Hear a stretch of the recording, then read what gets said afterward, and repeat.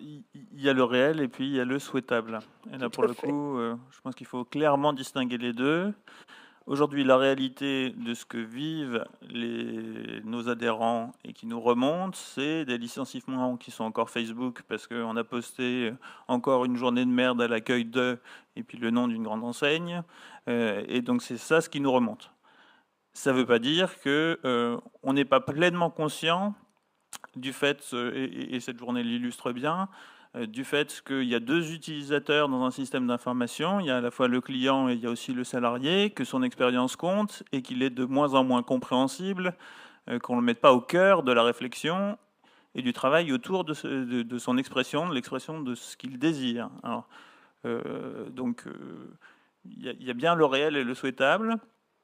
Euh, alors, est-ce qu'on en fait un objet de négociation ou de discussion? Pour le moment, malheureusement, très peu. C'est-à-dire qu'au mieux, on informe en aval les comités d'entreprise du fait qu'on a essayé de faire une analyse de l'absentéisme et qu'on s'est aperçu que ce qui était prévisible existe, c'est-à-dire qu'en fait, les gens qui ne prennent pas leur congé tombent plus souvent malades.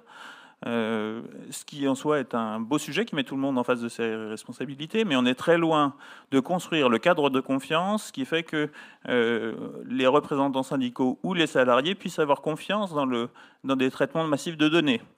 On les fait sans les en avertir, on le fait de façon éventuellement expérimentale ou sous manteau, et on présente en aval en ayant un peu peur de ce qui va se passer.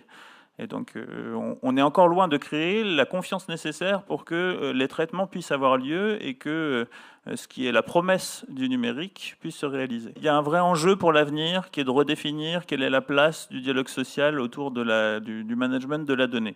Aujourd'hui, on est sur un terrain absolument vierge. On ne sait pas à qui appartient la donnée. On ne sait pas très bien comment les traiter dès lors qu'on fait du big data. On fait du big data, donc on n'est pas capable de dire pour quel objectif on le fait.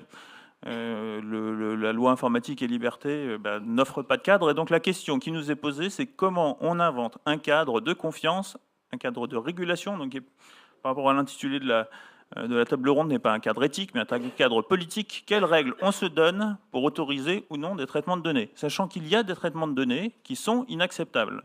Pour autant, ça ne veut pas dire qu'il n'y a pas des promesses et qu'il n'y a pas des tas de choses qui sont légitimes. Et donc la question, c'est comment on crée un nouveau cadre, un cadre qui sera forcément appuyé sur la confiance et donc sur le fait qu'il y a un tiers de confiance pour le salarié. Moi, je pense globalement que c'est ça qu'il faut qu'on invente, c'est-à-dire que le salarié puisse avoir accès à sa donnée, la comprendre, la connaître. Il y en aura une infime minorité qui iront vérifier ce qui se passe, mais qui est aussi un interlocuteur de confiance avec lequel il partage éventuellement une vision du souhaitable et qui puisse l'alerter, connaître, comprendre. Et là, pour le coup, c'est la mission des organisations syndicales historiquement. Il faut former les organisations syndicales à faire ce nouveau rôle. Si on veut recréer le cadre de confiance, c'est bien ça qu'il faut faire, c'est trouver un rôle de tiers de confiance. Et qui mieux qu'une organisation syndicale peut le faire? De la même façon que je reste persuadé qu'il y a énormément d'autocontrôle sur les réseaux sociaux d'entreprise ou dans l'expression, que c'est tout à fait logique parce que tout le monde craint là, ce qui va suivre et qu'il n'est pas illogique que pour être le vecteur d'une expression collective, on s'adresse à quelqu'un dont on sait qu'il est neutre dans l'histoire, et donc les organisations syndicales restent un lieu important pour former et canaliser une expression collective.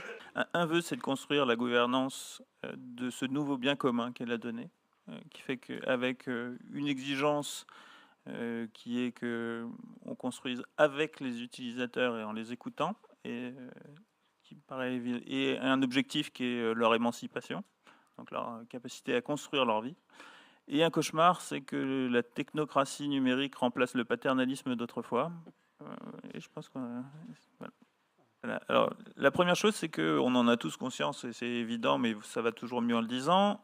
Ce qu'on ne se fait pas à l'intérieur continue à exister à l'extérieur et à se développer à l'extérieur. Et donc, la transparence qui n'existe, enfin, l'entreprise, il y a 15 ans encore, était un monde de silence sur la rémunération et leur niveau réel, sur les perspectives de santé économique de l'entreprise, sur les formations qu'on pouvait y faire, avec un porte-voix qui était l'organisation syndicale et qui essayait de faire une forme de contre-pouvoir dans un monde dans lequel on ne pouvait pas dire que l'on était en désaccord avec la stratégie de l'entreprise, dans lequel on ne pouvait pas dire quand on regardait le matin des petites annonces, sauf à effectivement se retrouver très vite à aller chercher pour des raisons alimentaires.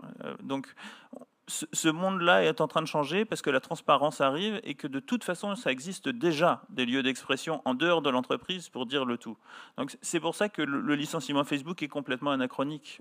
Il existe des sites internet où on peut dire qu'on est mal au travail. Il existe des sites internet où on peut trouver quelle est la rémunération moyenne de l'entreprise, la rémunération de son patron.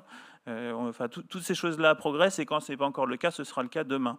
Donc la question, quand on se pose la question du tiers de confiance, il faut s'imaginer qu'on est bien dans un monde lui-même digital. Et donc ce n'est pas l'instauration d'une transparence qui n'existerait pas. La transparence va arriver. La question c'est donc comment est-ce qu'on crée les conditions pour que les gens qui ont peur pour leur emploi en s'exprimant le fassent quand même. Et moi, j'ai quand même tendance à penser que c'est la mission des organisations syndicales.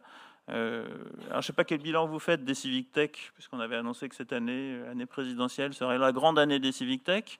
Moi, j'ai plutôt l'impression d'une forme de déception. La leçon que j'en tire, c'est que probablement, il n'y a aucune des Civic Tech qui a dit « moi, je suis de tel courant et vous allez faire le programme parce que vous partagez quand même un socle de valeurs avec moi. » Et que si on vous dit vous allez sur n'importe quelle plateforme, si vous êtes à des bouts et différents de l'échiquier politique, c'est pas évident d'aller partager avec des gens qui vous ressemblent pas du tout.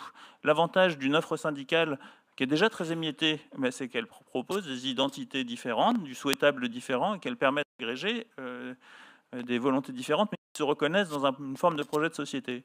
Et alors nous, notre objectif à la CFDT, c'est effectivement que par le compromis, par l'engagement, par l'accord collectif, on arrive à une forme de société apaisée et donc moins conflictuelle, mais on sait que le rapport de force est parfois nécessaire.